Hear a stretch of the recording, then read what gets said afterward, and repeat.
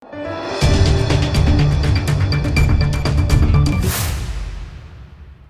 દર્શક મિત્રો, આપ જોઈ રહ્યા છો લોકમૈત્રી ન્યૂઝ. હું છું એન્કર અર્પિતા પટેલ. હવે જોઈએ અગત્યના સમાચાર.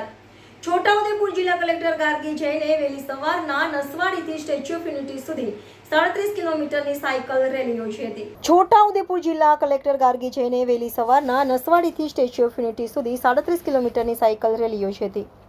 16 માર્ચના રોજ યોજાનાર ક્વાંટ ગેર મેળાના પ્રચાર પ્રસારને લઈ આ રેલી યોજવામાં આવી હતી. છોટાઉદેપુરના કલેક્ટર, ડીડીઓ, એસપી સહિત જિલ્લાના અધિકારીઓ, કર્મચારીઓ આ સાયકલ રેલીમાં જોડાયા હતા.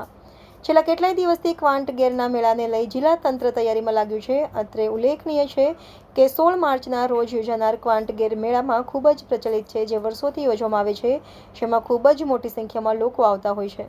Reporter Rafiq Daniwala, Lokmaitri news, Chhota Udepur.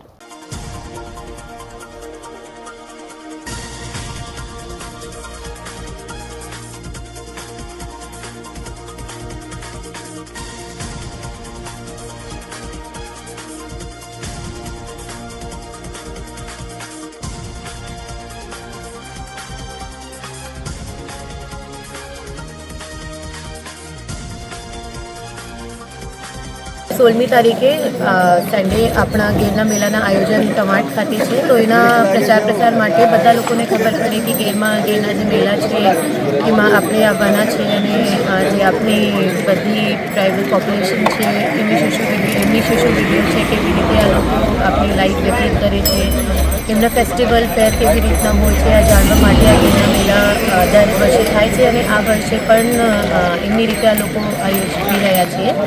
તો એમના પ્રચાર માટે અમે લોકો અહીંયાથી નસવાડીથી સ્ટેચ્યુ ઓફ યુનિટી સુધી એક સાયકલ રેસ, જે 37 કિલોમીટરના ટોટલ આખા ટ્રેક છે, એમાં અરાઉન્ડ 150 ફોલોઅર્સો લોકો છે.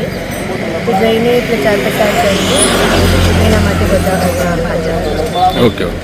લોકમૈત્રી ન્યૂઝ સાથે જોડાયેલા રહેવા અમારા યુટ્યુબ ચેનલને સબસ્ક્રાઇબ કરી ફેસબુક અને ઇન્સ્ટાગ્રામ પેજને લાઇક અને શેર કરો.